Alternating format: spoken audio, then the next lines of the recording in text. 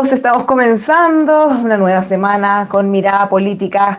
El escenario se va de alguna manera dilucidando, por lo menos el que tiene que ver con el presidencial. Hemos tenido consultas, proclamaciones de candidatos el fin de semana.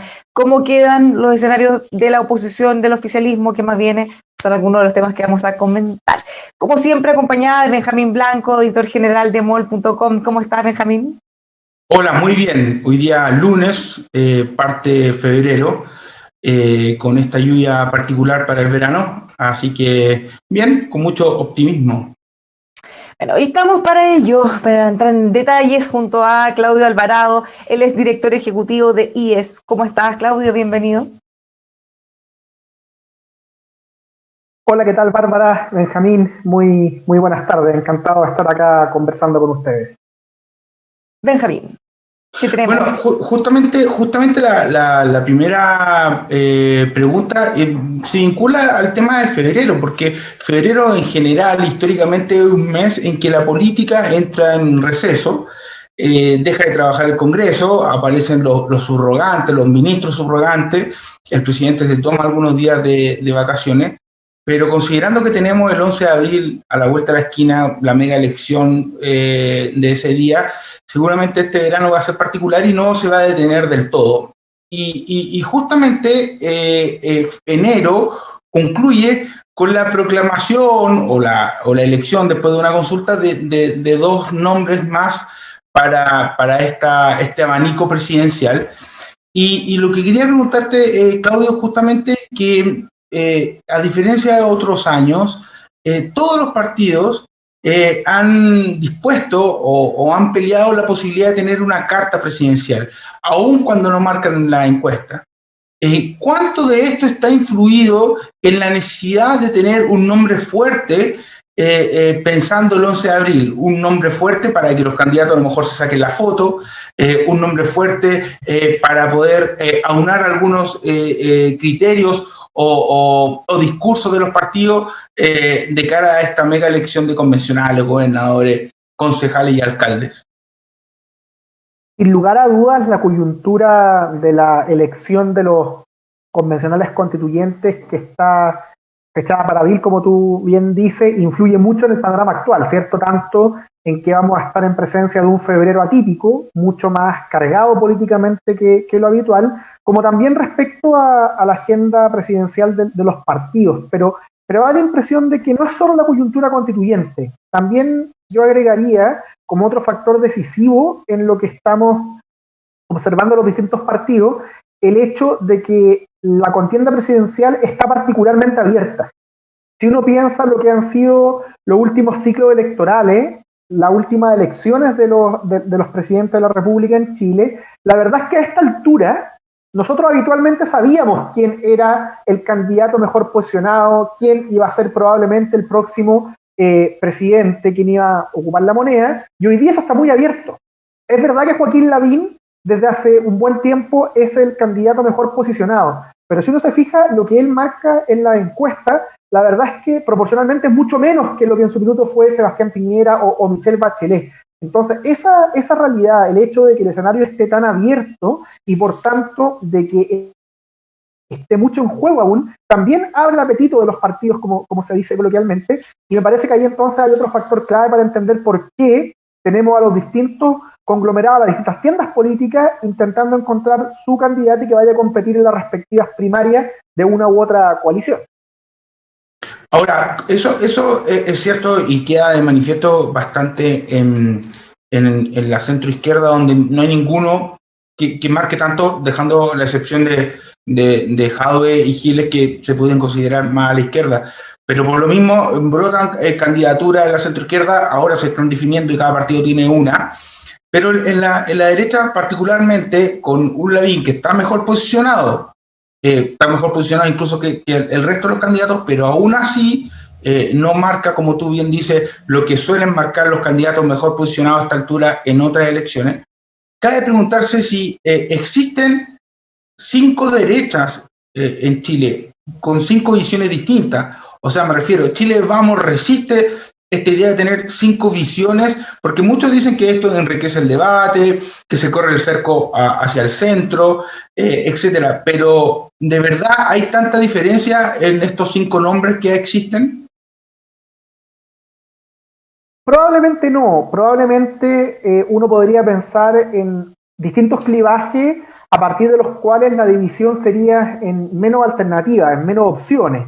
Está habitualmente, ¿cierto?, el clivaje más liberal o más conservador. Uno también podría agregar una división ligeramente diferente, que estamos en presencia de un candidato más reformista o uno más partidario de mantener las cosas tal como están. Y en cualquiera de esas divisiones uno llegaría de seguro a máximo 2 o 3 nombres.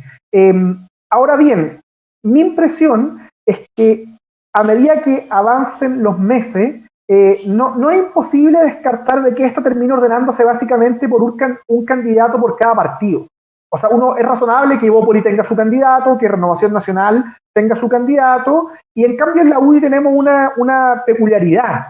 Y justamente como hay tantos nombres, una de las dudas que surge frente al actual escenario es si la UDI va a perseverar hasta el final con estas 2 opciones, porque el hecho de llevar 2 nombres justamente le agrega una cuota mayor de incertidumbre.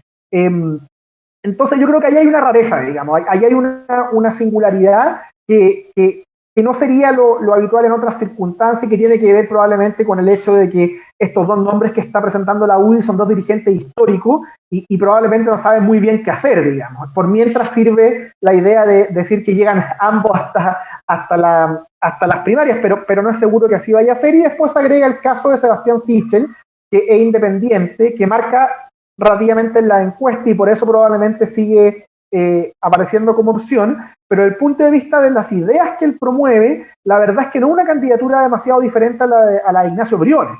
De modo tal que raya para la suma, yo diría que sería más esperable, más ordenado que tuviéramos un candidato de la UDI, uno de RN y uno de Evópoli. Pero en el caso lo que pasa en la UDI es bien particular, porque a diferencia de los otros, en que desde el partido ha surgido el candidato, bueno, en este han surgido básicamente de las encuestas, desde fuera, y ellos mismos los dos han señalado en que se descarta prácticamente esta posibilidad de ir a una preprimaria, que les gustaría llegar a los dos a la papeleta. Puede ser que lo que vayamos a ver es que finalmente se vaya imponiendo el que le vaya mejor en las encuestas, ya lo ha dicho la alcaldesa Matei, el que tenga más posibilidades es el que va a avanzar. Quizá ella misma está pensando dar un paso a costado, si es que eso se da así. Desde luego es una posibilidad cierta, porque además hay que agregar otro factor que me parece confirma la posibilidad que está describiendo Bárbara y que dice relación con que hasta ahora no estamos en presencia de proyectos realmente distintos. De hecho, si uno observa las distintas candidaturas, no solo el caso de Evelyn Matei y Joaquín Lavín, lo que se observa es que estamos en presencia de opciones, obviamente con distintos carismas y distintos énfasis, pero que en general apuntan todas más o menos a lo mismo. Estamos en presencia de candidatos que en general votaron por el apruebo en el plebiscito constitucional, o que en cualquier caso no fueron rostros del rechazo, que además han anunciado un sello reformista bastante profundo. Joaquín Lavín desde hace un buen tiempo habla de la necesidad de reunificar Chile, Sebastián Sichel de cohesión social, Ignacio Briones de un reformismo decidido, para qué decir Mario Desbordes, ¿cierto?, que desde hace un buen tiempo viene empujando una agenda social muy potente. Entonces, la verdad es que no se ven proyectos realmente diferentes que justifiquen tantas candidaturas, menos al interior del mismo partido. Entonces, es perfectamente posible, y aún más probable, que llegado el minuto la UDI termine de algún u otro modo quedándose con una sola de estas candidaturas para llegar a la primaria, como decíamos antes, con un candidato por cada partido. Lo contrario sería muy curioso, porque al final disminuye las opciones de sus propios candidatos, considerando que tenemos estas distintas alternativas sobre la mesa. Pero podría ser que finalmente no sea la UDI quien decida. En ese sentido, estos candidatos no se impusieron, sino que más bien se instalaron solos desde la opinión pública, los instaló. Quizás son ellos mismos los que terminan definiendo finalmente quién va o quién no. En la UDI hay entre medio. Claro, con la UDI preocupada de que al menos una de sus 2 opciones, probablemente Joaquín Lavín diría uno, llegue con las posibilidades más grandes de ganar esa primaria. Si es que si es que el escenario no cambia, si es que lo que venimos conversando en estos minutos acá en nuestra conversación no se da y a la primaria llegan los 5 candidatos, la verdad es que puede pasar cualquier cosa. Y eso, llegado al minuto, le va a interesar probablemente a la UDI manejarlo de una mejor manera, porque con 5 candidatos, ninguno demasiado escapado, más allá de la primera posición de Joaquín Lavín, cualquier cosa puede pasar. Y justamente comentaba esta cierta similitud referida a alguna idea o la necesidad de reformar, de hacer cierta reforma, o que la mayoría o casi todos los rostros que son candidatos estuvieron por el apruebo. Justamente ante esa similitud, en la última semana, Mario Desbordes criticó fuertemente al canciller y al gobierno del cual participó hasta hace casi un mes, por la visita de Alberto Fernández a Chile. Hace un mes o en diciembre, incluso él también dijo que no se oponía a que los ciudadanos honestos pudieran portar armas para defenderse. Dentro de toda esta amalgama de candidatos, quizá más o menos parecido, es posible que empiecen a surgir puntos diferenciadores entre las opciones, como la que intenta instalar Desbordes con estas críticas al canciller, que además tiene un componente de problema interno que tiene RN, pero también con este asunto de las armas que mencionó el mismo Desbordes en diciembre. Sin lugar a dudas, ocurre que, como tenemos estos 5 candidatos desplegados, y todos con un sello reformista, al menos en el plano de los discursos, los candidatos tienen que buscar diferenciarse, pero ahí probablemente Mario Desbordes está incurriendo en un riesgo innecesario, porque Mario Desbordes, es que coquetea demasiado con una retórica o con algunas propuestas de índole más nacionalista o que se asemejan más a los énfasis de las derechas de otros países, se va a alejar de su sello. O sea, Mario Desbordes, cómo se construyó políticamente y cómo llegó al sitial en el que está, empujando muy fuerte una derecha social, con una apuesta programática muy interesante, que es lo que de hecho se ha destacado en un reciente libro que él mismo acaba de prologar de Hugo Herrera. Probablemente por ahí están las ventajas comparativas de Mario Desbordes, de decir, mire, dentro de un elenco de candidatos reformistas, elenco que yo además he ayudado a instalar con un discurso que no era el hegemónico, que hoy día sí lo va haciendo en el sector de la centro-derecha, yo tengo las mejores credenciales para empujar este proyecto por tal y cual razón. Pero me parece a mí que en ambos ejemplos que tú dices, Benjamín, él se aleja de ese sello y empieza, especialmente en el caso argentino, a coquetear con una retórica que favorece de hecho la caricatura que algunos buscan instalar respecto de lo de su círculo, de posturas más nacionalistas, ya sean anacrónicas o exacerbadas. No creo que por ahí vaya la apuesta ni desde el punto de vista electoral, ni desde el punto de vista del programa que él debiera buscar instalar, considerando la trayectoria que él ha recorrido y cómo se ha logrado instalar hasta ahora. ¿Qué tan importante era para candidato Desbordes que se haya definido ya ciertamente que fuera candidato oficial de su partido, pensando en las próximas elecciones, en hacer campaña, y ya no solo que él pueda apoyar a los candidatos a la convención, a las alcaldías, sino que también un poco al revés?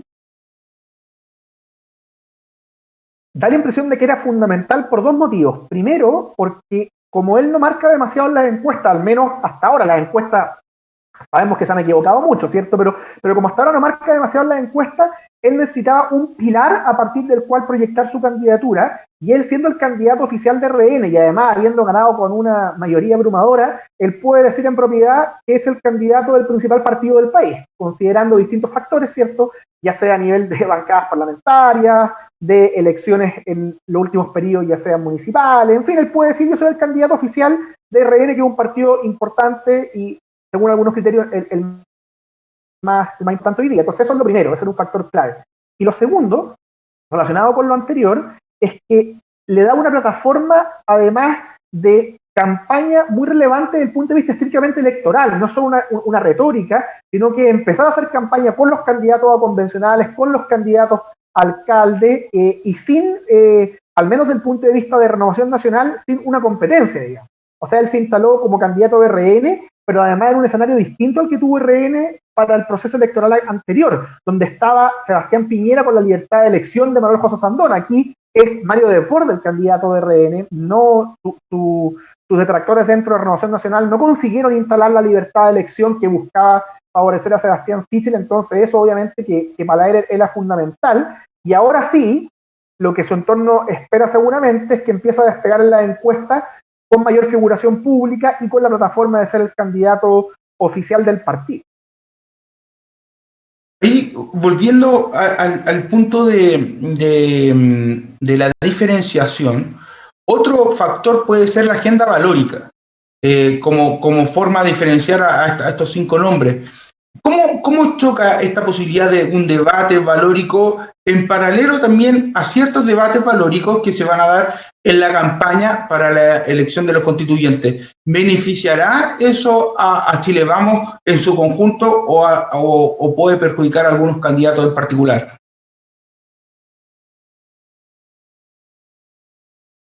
Es una agenda muy tentativa, ¿cierto? Porque cada vez que algún candidato acoge alguna bandera que aparece disruptiva a ojos de los medios de comunicación, la opinión pública, adquiere prensa con cierta facilidad. Pero mi impresión es que en el caso de la centro-derecha es una agenda que no favorece a sus candidatos por varios motivos. Primero, porque divide su electorado. O sea, el candidato que abrace banderas demasiado progresistas se aleja de lo que es la sensibilidad predominante en su sector. Además, se agrega otra particularidad, y es que esos temas, si bien en algunos de ellos la ciudadanía ha, digámoslo así, modificado sus preferencias según los sondeos de opinión disponibles, en ningún caso aparecen como temas prioritarios. O sea, no hay ninguna encuesta, ningún sondeo de opinión, ningún estudio cualitativo que muestre que las grandes mayorías prefieren esas agendas como prioridad 1, 2 o 3. Las prioridades ciudadanas hace mucho tiempo van en la misma línea, son consistentes los diferentes estudios. Educación, salud, pensiones, seguridad pública, las necesidades sociales básicas que han sido desatendidas. Entonces, mi impresión es que los candidatos de la centro-derecha que busquen hablarles a esa gran mayoría y además tener a su electorado cautivo, no debieran ir por ahí. Eso puede ser muy atractivo, puede ser mucha prensa, digamos, en el corto plazo, pero muy, muy perjudicial del punto de vista de sus proyectos. Y de hecho, lo que yo esperaría es que los candidatos de la centro-derecha se vayan diferenciando por sus proyectos y sus propuestas políticas y sociales. Ok, estamos todos de acuerdo en que queremos marcar un sello reformista. ¿Cómo se traduce eso en concreto? 1, 2, 3. Hacer un discurso creíble que pase de la retórica y la narrativa, que es importante, por cierto, a proyectos contundentes. Y esto es fundamental, quisiera subrayarlo, y tenemos un segundo, porque al gobierno actual ya le pasó la cuenta el no haber realizado ese trabajo.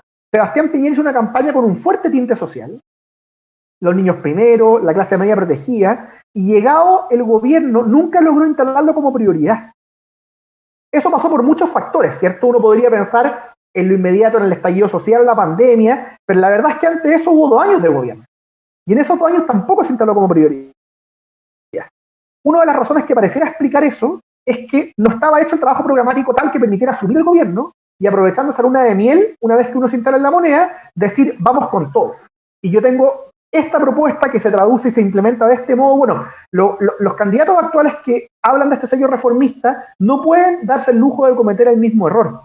Y esto es interesante, con esto cierro la idea, porque muestra una cuestión que no es menor, y es que a mayor sello reformista, más rigurosidad técnica se requiere.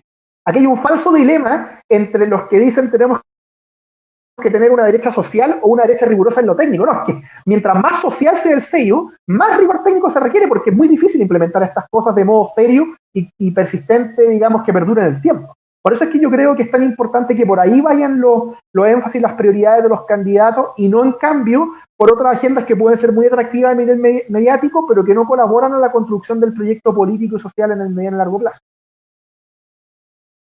Un punto que 3 de los candidatos de centro izquierda, de la Unidad Constituyente o de la ex concertación, fueron ministros en el gobierno de Bachelet 2. Y un cuarto fue ministro de Bachelet 1. En Chile Vamos, 3 fueron ministros de este actual gobierno y otros 2 fueron de Piñera 1. Más allá que históricamente los candidatos presidenciales salen de los gabinetes, ¿qué nos dice eso un poco de la renovación de la política en estos 2 bloques? A primera vista, pareciera indicar de que la renovación no es demasiada, pero me parece que ese diagnóstico hay que afinarlo un poco. Primero, porque porque la verdad es que después de tener un ciclo tan largo en que Michelle Bachelet y Sebastián Piñera alternaron las presidencias, no es demasiado extraño que tengamos candidatos ministros, digamos, de ellos, porque son décadas que se van ocupando la primera magistratura por parte de solo 2 personas. Y además yo agregaría como otro factor que lleva a mirar con más benevolencia el hecho de que no haya tantas renovaciones, que son objetivamente candidatos que hace poco tiempo atrás nadie lo habría imaginado como candidato a la presidencia. O sea, la primaria anterior de Chile Vamos, los candidatos fueron Sebastián Piñera, Felipe Kast, Manuel José Sandón. Aquí son todos distintos, si bien han tenido participación política más o menos relevante en el último tiempo. Y para qué decir en el mundo de la centroizquierda, a Daniel Jadwe, a Paulina Narváez, incluso a Aldo Muñoz, por más que haya sido canciller, nadie seguramente lo imaginaba peleando en lugar del lado izquierdo del espectro en una eventual segunda vuelta. De modo tal que yo diría que sí estamos en presencia de una renovación más acentuada en el lado derecho, pero en cualquier caso, que son rostros que no preveíamos que iban a estar disputando la Piocha O'Higgins. Y eso creo que es una buena noticia, digamos, que después de este largo ciclo de Bachelet y Piñera es saludable que tengamos liderazgos nuevos, pero también es cierto que siempre la renovación exige no solo nuevas caras, sino también nuevas ideas y nuevos proyectos. Y ahí volvemos a la pregunta anterior, que ya hemos abordado desde el punto de vista de la derecha, y en el lado de la centroizquierda simplemente añadiría que el gran desafío de Daniel Jadwe es mostrarle que estamos en presencia de una renovación y no de una cara nueva, pero en un pero en cambio levantando un proyecto anacrónico propio del Partido Comunista. Y en el caso de Paulina Narváez, que hasta ahora se presenta como la principal novedad, ¿cierto?, desde ese lado, ella tiene una labor muy difícil, porque ella quiere encarnarse en la continuidad de Michelle Bachelet, digamos, explícita o implícitamente, eso es lo que se trata, pero Michelle Bachelet buscaba combinar algo que no es para nada fácil de equilibrar, y es una centroizquierda que supera la concertación, pero que al mismo tiempo es distinta al Frente Amplio y al Partido Comunista. Y creo que cuando Paulina Narváez dice de que ella ahora va a abandonar la política de lo posible, la verdad es que se mete en un problema bien complicado, digamos, porque eso se parece más al lirismo propio de ciertos jóvenes del Frente Amplio que una política de centroizquierda que se pueda distinguir de ese lugar. Así que yo creo que por ahí va el desafío de la renovación, la cuestión programática y en el plano de las ideas políticas y no solo de las caras, y en el lado izquierdo eso está todavía por verse qué significa. Paula Narváez puede tener ahí varios desafíos, considerando que, tal como dice, tiene que diferenciarse de las otras alternativas, pero al mismo tiempo, quizá una carga para bien, es que ha surgido como un nombre que por lo menos no genera ruido, desde el Frente Amplio, pasando por todos los partidos, entonces se tiene que diferenciar, pero nunca tanto, porque va a tener que, de alguna manera, tratar de capturar o más bien enamorar a esos votantes. Claro, es que el desafío de Narváez es lograr unir a los proyectos de izquierda que parece que no son tan fáciles de congregar en una sola candidatura. Y por eso yo comentaba antes, reflejaba ese dilema en su rechazo a la política de lo posible. Ahora, de que ha sido bien recibida sin lugar a dudas, y nuevamente, eso se explica tanto por el vacío, no hay candidatos que marquen demasiado las encuestas salvo Daniel Jadwe. Daniel Jadwe además es comunista, lo cual lo aleja un grado de lo que es el espectro tradicional de la centroizquierda, y además fungía por Michelle Bachelet. Entonces, hay una serie de factores que la colocan como una candidatura promisoria desde el punto de vista de la centroizquierda, y mi impresión es que a medida que avancen los meses eso va a seguir ocurriendo, digamos. O sea, ante Heraldo Muñoz, ante Jimena Rincón, lo de Narváez es una promesa de cierta renovación, pero en continuidad de Michelle Bachelet, que a ese público le debiera parecer interesante, pero a riesgo de ser majadero, yo insisto en que su gran desafío va a ser cómo se traduce eso programáticamente. ¿Qué significa abandonar la política de lo posible? ¿Es factible eso sin ponerse, por así decir, a la izquierda del Frente Amplio? ¿Y cómo dialoga eso con lo que es el legado de la concertación? Son preguntas que esa candidatura aún no se ha hecho cargo y que no va a poder seguir eludiendo por demasiado tiempo más. Ahora, el hecho de que el PPD a horas de la elección interna o la consulta anunciara que el ganador igual se iba a medir en una preprimaria con Narváez, ¿qué reflexión se saca? Porque al final el PPD un poco que renuncia a la idea de llevar un candidato propio, se mide con Narváez, crean este polo histórico, bueno, siempre han estado unidos el PPI y el PS, pero genera un ruido interno con los demás partidos, la DC y el Partido Radical. Probablemente se debe a una apuesta estratégica en orden a ir acumulando fuerza. Como Heraldo Muñoz no marca demasiado en la encuesta, la apuesta de ellos seguramente consiste en ir a una pre-primera con Narváez, quien tampoco marca mucho en la encuesta más allá del ruido mediático, de la buena recepción que ha tenido, y ellos deben decir esto es el todo o nada. Si perdemos con Narváez, ok, seguimos detrás de esa candidatura, apostando a que se instale la centroizquierda en general y después en una eventual segunda vuelta, y si es que le ganamos a Narváez, deben decir en el PPD, damos el golpe. Y ahí todo el resto de la centroizquierda va a estar obligada a estar tras nosotros, partiendo desde el entorno de la expresidenta Michelle Bachelet, a cuadrarse, diríamos coloquialmente, y de todos modos instalarse como una candidatura que le pueda hacer el peso a Daniel Jadwe, porque saben que hoy día, de tú a tú, Heraldo Muñoz no le puede hacer el peso a Daniel Jadwe, al menos según lo que dicen las encuestas. Entonces probablemente se trata de ese proceso de acumulación de fuerza y de capital electoral con vistas a ganar el todo nada, pero bueno, el todo nada justamente también puede quedarse en nada, probablemente eso es lo que están ellos apostando. Pero puede ser una apuesta muy sabrosa en el sentido que hay mucha incertidumbre. El nombre de Paula Narváez ha generado mucho consenso, mucho apoyo a nivel de dirigencia, pero no sabemos realmente cuál es su nivel de popularidad, cómo le va a ir en la urna, porque no es lo mismo generar, o por lo menos no ruido, porque así como el Frente Amplio han dicho, bueno, no tenemos tantos peros con ese nombre. Eso es muy distinto a que se logre posicionar en la opinión pública y que eventualmente ese apoyo se pueda traducir en voto. Y por eso es que la apuesta del PPD tiene, digámoslo así, es arriesgada, pero tiene un grado de plausibilidad o de razonabilidad, que es decir, es un nombre que ha sido muy bien recibido en el entorno de centro-izquierda, ¿no?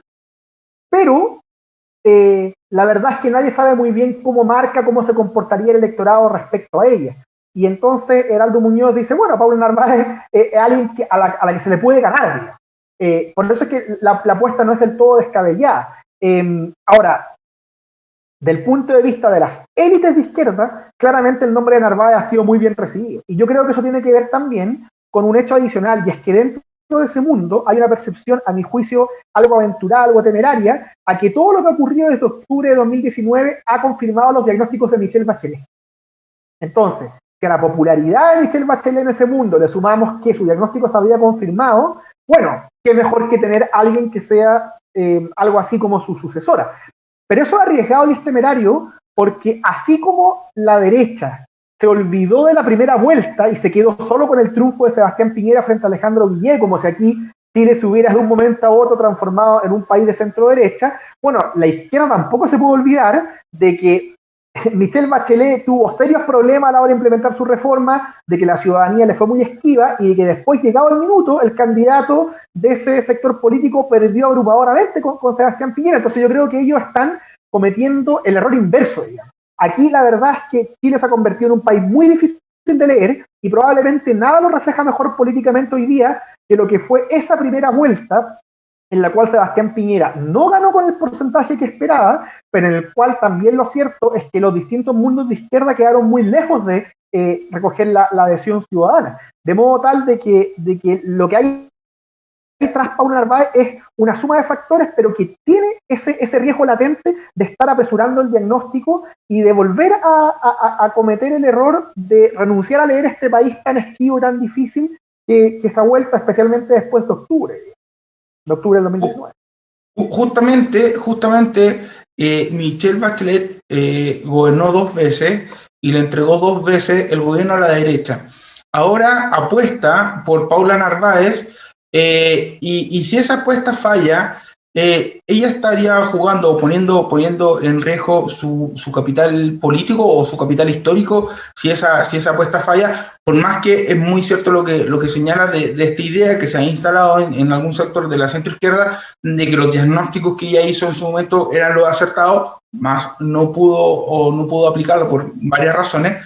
Pero esto de apostar por Paula Narváez tan abiertamente, dedazo lo llaman algunos, también tiene ese riesgo, el riesgo de que si pierde, y más si pierde en la primaria, ese legado histórico y político se dilapida. Es un muy buen punto. Yo agregaría, solamente porque estoy de acuerdo en que hay un riesgo involucrado ahí muy grande de parte de Michelle Bachelet, yo agregaría solamente que además es un riesgo que la lleva necesariamente a involucrarse en la política activa, digamos. Si su apuesta, por ejemplo, hagamos política ficción, si su apuesta llegara a perder en esta primera con Heraldo Muñoz, después a ella no le queda otra que apoyar a Heraldo Muñoz, digamos, porque Heraldo Muñoz fue su canciller, acabaría de derrotar a lo que fue su candidato Ungía, de modo tal que ella, con el hecho de haber optado por Narváez, no solamente se arriesga desde el punto de vista que tú señalas, Benjamín, sino que además a estar permanentemente conectada a la contingencia en este ciclo electoral. Ahora, también es verdad que Michelle Bachelet seguía siendo, al menos a ojos de cierto mundo de izquierda, una opción electoral, justamente ante el vacío de candidatos que marcaran en las encuestas de modo abrumador, y en ese caso, en ese escenario, digamos, dado que Michelle Bachelet estaba convencida de no volver a participar en una contienda electoral, no había otra manera de restarse que optar claramente por una alternativa. Entonces aquí también seguramente estuvo en juego ese factor, el decir, bueno, la única manera que yo tengo de que nadie vuelva a pensar en mí como candidata es que yo me aleje, y me alejo inclinando mi preferencia por tal o cual opción. Una opción que fue sorpresiva, que fue inesperada, pero que tiene las virtudes y los riesgos que venimos conversando, y en ese escenario ella seguramente optó por las virtudes o la apuesta involucrada que le parece atractiva, siendo además una candidata mujer relativamente joven, funcional al diagnóstico y a la sensibilidad del bacheletismo. Claudio, cuando dices que la presidenta Bachelet se vería obligada a apoyar eventualmente a Heraldo Muñoz, ¿te refieres a que se vería obligada a, dado que ya dio el primer paso a meterse en política interna, tener que seguir en eso? Porque eventualmente si hubiera manifestado un apoyo, siempre hubiera apoyado a alguien de la oposición, pero eventualmente podría haberse mantenido al margen de todo. Claro, es distinto, o sea, nadie duda de que en una segunda vuelta, una eventual segunda vuelta entre un candidato de Chile Vamos y un candidato de centro izquierda, Michelle Bachelet, va a votar por el segundo, por este último, digamos. Pero eso es distinto a generar el hecho político que ella generó y que indudablemente estuvo presente en los cálculos de su entorno. O sea, en la medida en que sabemos quién es Michelle Bachelet, lo que significa para el mundo de centro izquierda, cómo ha crecido a ojos de ese mundo su figura después de octubre de 2019, nadie en su círculo cercano podía dejar de anticipar que una vez que ella se la juega del modo que lo hizo por Paula Narváez sigue a instalar con fuerza. Y a eso me refiero yo con que quedaría casada o quedaría obligada, en que ella ya se involucró activamente en este ciclo electoral, y eso es interesante porque lo que eso puede llegar a instalar en ese mundo una tensión muy grande. Es seguir explotando la figura de Michelle Bachelet y, por así decirlo, de que no solamente Narváez, Muñoz o quien sea pierda con Lavín, Desbordes o cualquier otro, sino que al final es Michelle Bachelet la que, pese a octubre de 2019, pese a los múltiples problemas y errores del gobierno de Sebastián Piñera, termina siendo nuevamente derrotada. Ese es un hecho político, digámoslo así, más subterráneo, pero que en la medida que ella se involucre en la candidatura puede llegar a provocar lo que de hecho decía Miguel Crispi, el diputado de RD, hace algunos días atrás con incredulidad, ¿cierto? ¿Cómo es posible que con todo lo que ha pasado Joaquín Lavín sea el eventual candidato, el eventual, digamos, ganador de una presidencial? Bueno, lo que pasa es que ahí nuevamente viene esa creencia errada o apresurada en orden a que octubre de 2019 habría sido patrimonio de un sector político.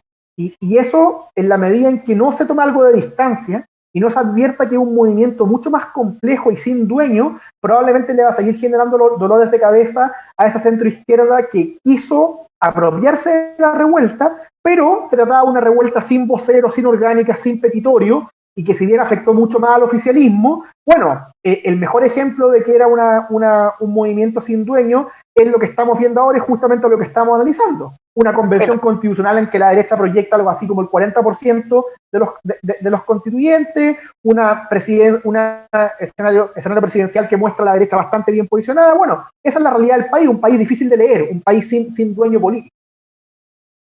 Justamente entrando al tema de la campaña para la convención, tiene varias vicisitudes importantes. Estamos en pandemia, por tanto hacer campaña en pandemia es complejo. No hay claridad del gasto de campaña aún para los candidatos. Se viene un mes de verano, este receso de febrero que mencionaba. Y si bien muchos candidatos tienen una conexión local con su comuna, su territorio, etcétera, la mayoría son personas no tan conocidas, muchos de ellos independientes, ni siquiera militantes de partido. En buena hora dirán algunos, pero en definitiva, ¿cómo avisoras esta campaña tan particular en que supuestamente van a ser más importantes los conceptos, las ideas, que los nombres de los candidatos, pero en un contexto de pandemia, en un contexto de también que se cruzan con otras campañas, tanto presidencial como de otras autoridades? ¿Cómo avisora esta campaña? Si hay que buscar un paralelo, obviamente las circunstancias son muy difíciles y por tanto cualquier pronóstico siempre tiene que ser con cierta reserva, pero si hay que buscar un paralelo, digo, me parece que se parece más a una campaña de concejales que a cualquier otro tipo de elección a la que estamos acostumbrados. Y si es que esto es plausible, o sea, si es que la ciudadanía va a elegir, por más relevante que sea la discusión constitucional, tal como elige a los concejales, lo que debiéramos ver replicada es una composición partidaria bastante similar a esas elecciones, o sea, muy marcada por cómo le vaya a las distintas tiendas políticas en la elección municipal, y eso, a su vez, debiera servir como anticipo a la elección presidencial. O sea, me parece a mí que es una candidatura, mal que le pese a alguno, mucho más marcada por las preferencias políticas tradicionales que por otra cosa. Obviamente que aquí hay excepciones y tendremos candidatos que destaquen o que rompan este esquema, pero el escenario es exactamente el que tú dices, Benjamín. Un periodo muy difícil para hacer campaña entre el verano y la pandemia, con muchos candidatos cuyo principal desafío es simplemente hacerse conocido, que la ciudadanía recuerde quiénes son, y además con una elección que es atípica, pero no solo por lo importante, también porque mucha gente, digamos, muchos ciudadanos van a esperar de parte de los candidatos que simplemente les expliquen lo que es la Constitución, cuánto de la Constitución puede ayudar a solucionar sus problemas, y entonces también en ese sentido una campaña bien poco común, bien atípica. Por eso yo diría que se parece mucho a la campaña de los concejales, es que hay que buscar un paralelo, y eso me parece a mí que también puede, volviendo a la pregunta anterior, significar un balde de agua fría para el mundo de centro izquierda. Aquí los resultados van a ser parejos, van a tener composiciones de los partidos políticos, además la derecha de una sola lista. O sea, lo que vamos a tener probablemente es un escenario al día siguiente, digamos al 12 de abril, muy distinto a lo que fue el plebiscito. Después del plebiscito, lo que se instaló, lógicamente, fue que una gran parte de la ciudadanía está de acuerdo con avanzar hacia grandes transformaciones. Cuestión que además se reflejaba en el espectro político, donde teníamos no solamente a la izquierda, sino que un conjunto importante de líderes de centro-derecha a favor de la prueba.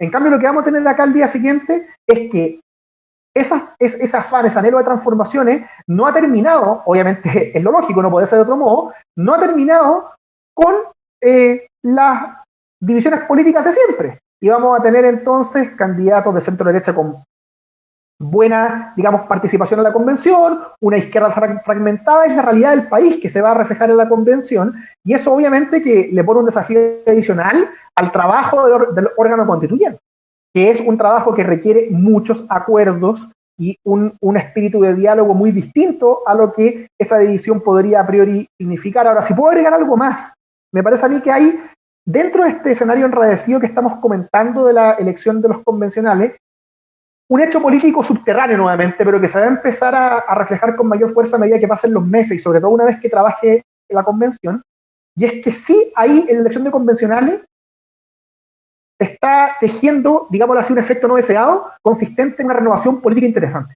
O sea, justamente como son muchas caras nuevas, muchos desconocidos, los liderazgos que despunten en esta elección y después en el trabajo de la convención pueden quedar muy bien posicionados de cara al futuro político del país.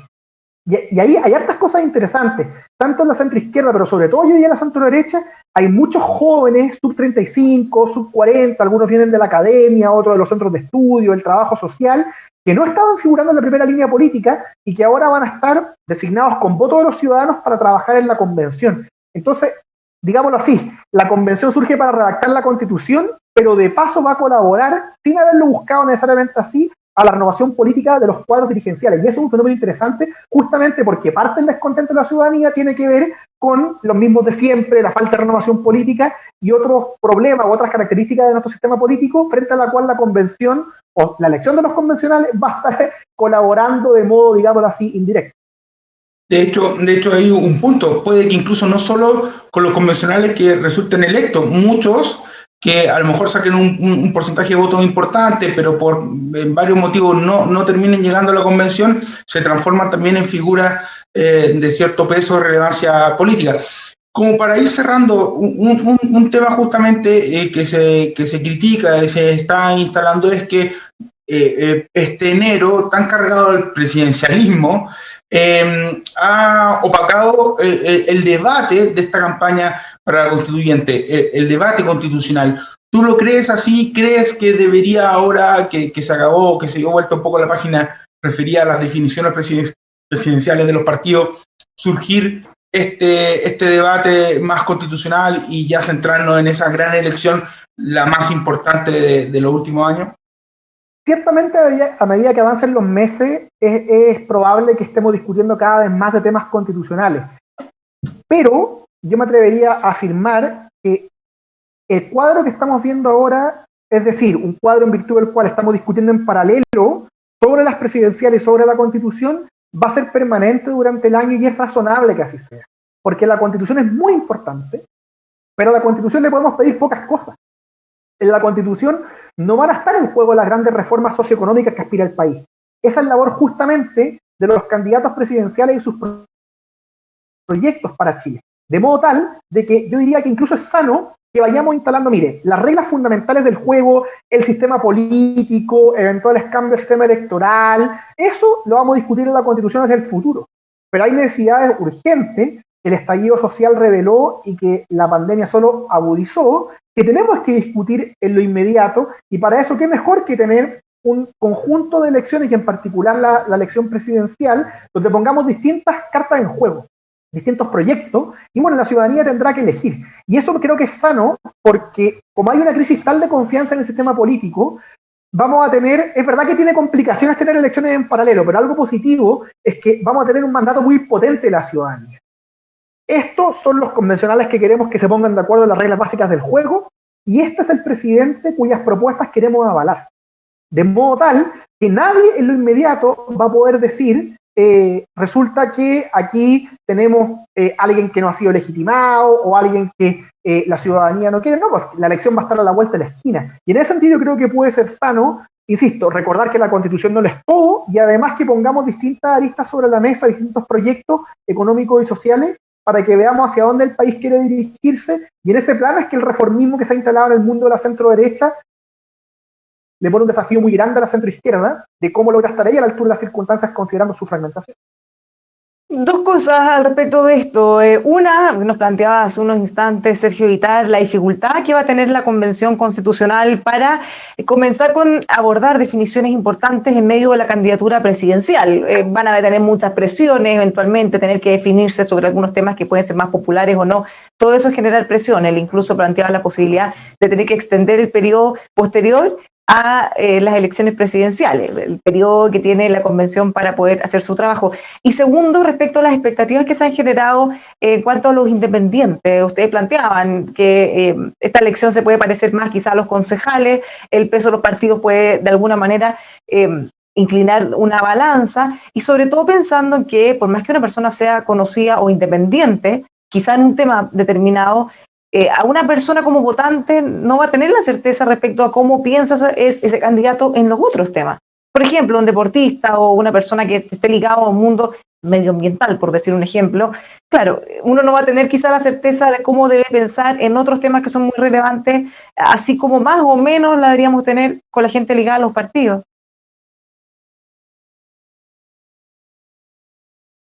Alguien decía por ahí que prefiere, y yo coincido con esta definición, que prefiere una parcialidad explícita a una supuesta neutralidad que no es tal. Y me parece que es bueno recordar ese factor de cara a la discusión en torno a los independientes, porque los independientes se han a veces mitificados. Es muy bueno que hayan caras nuevas, necesitamos oxigenar la política, pero también es muy importante que la ciudadanía sepa exactamente por quién está votando, y por quién están votando no solo su trayectoria personal, sino las ideas que defiende y con quienes pretende agruparse políticamente.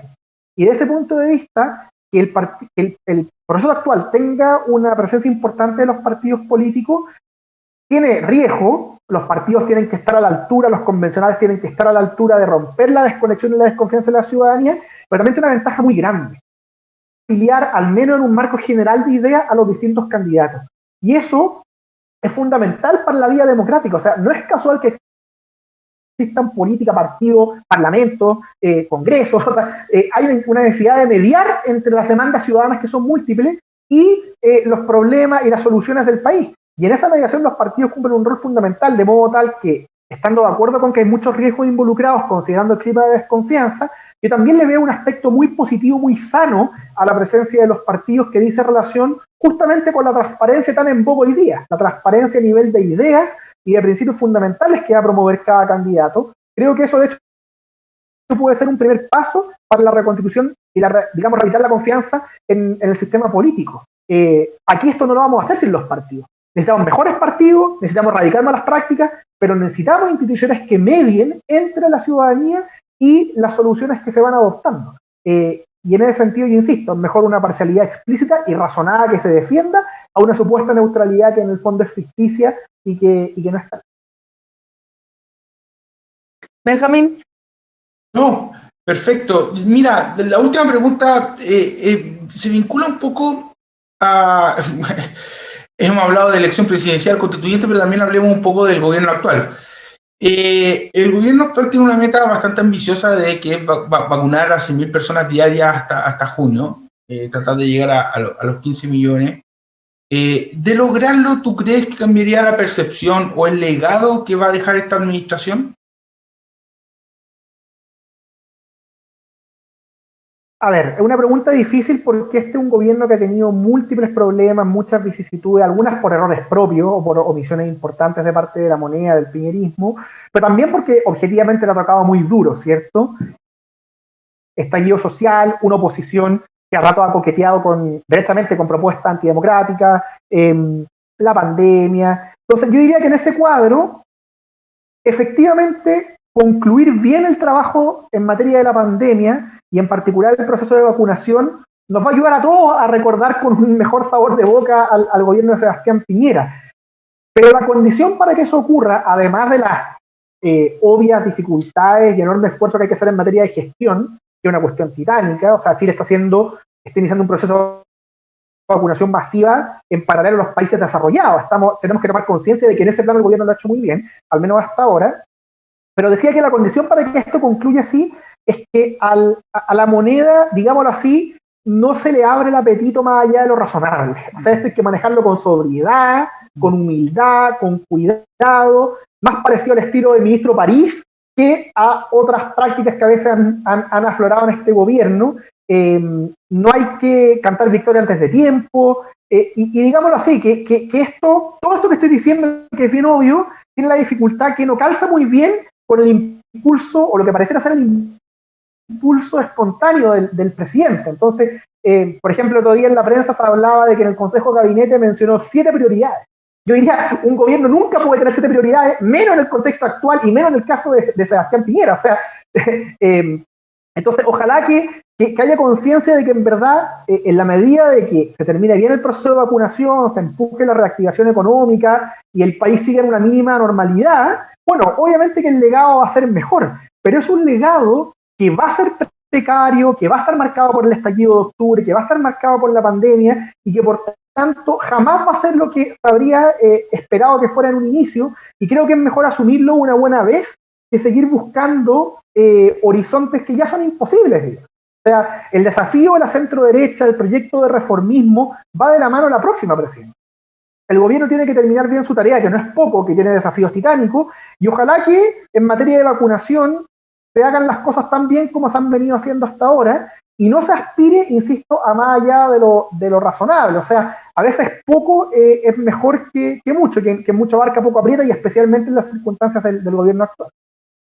Muchísimas gracias, Claudio, por haber compartido con nosotros. Es muy interesante este análisis, noticias, como siempre, en desarrollo, Benjamín. Muchas gracias, sí, y nos estaremos conversando, estaremos viéndolo, porque, bueno, se viene un año muy cargado a la política, con mucho debate. Así que estaremos conversando, Claudio. Muchas gracias. Muchas gracias a ustedes, Benjamín y Bárbara, un gusto y bueno, hasta luego a todos los auditores. Chao, chao. Ya, pues muchas gracias nuevamente. Como siempre, nosotros los dejamos invitados a que sigan junto a nosotros informándose en emol.com y por supuesto la próxima semana volvemos junto a Benjamín con más Mirada Política.